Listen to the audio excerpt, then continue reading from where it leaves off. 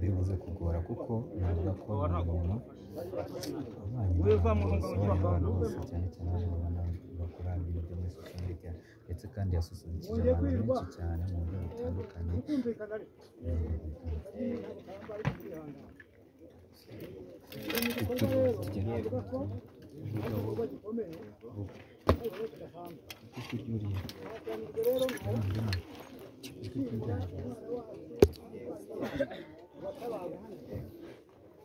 umwana rero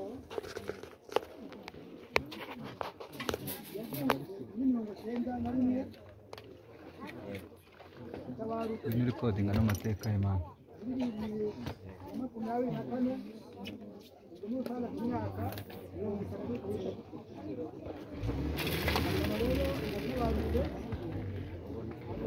abana babiri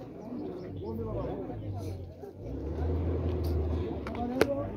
atari n'umukozi gusa bari no mu rwego rw'abahanzi abanyarwanda n'abanyamahanga ni urwo rwego rero kugira ngo uyu munsi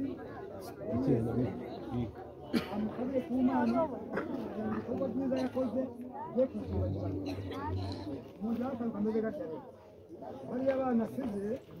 ni abana b'igiti bari mu byishimo ko yatabarutse yarwanye n'atsinda urugamba ntabwo rero yakuye nk'uko muri kumwe ahubwo yatabarutse hariya abana babiri rero asize ni abana b'igihugu ni abana b'abasitari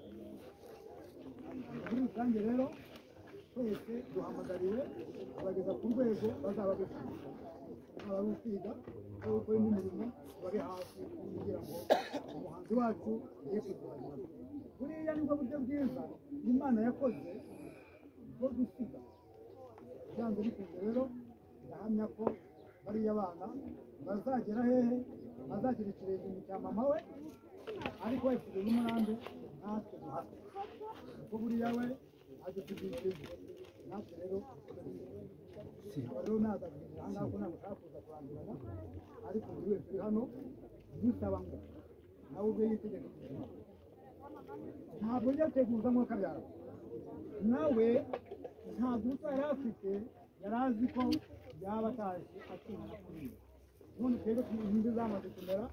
abantu baturana nabonye barabera ngo bagakomeza ariko none nabonye ko namubone ariko batabarutse nta rubaga bivuga rero nicyo mpamya ko Imana ayikunda abantu bafite imbaraga yana agiye gukora ku nzu iriya hejuru aho tutabasha kwigira ndanahamya kandi ko nabyo azabikora neza rero mpinyira aha ngaha mpamagara undi muvandimwe n'abandi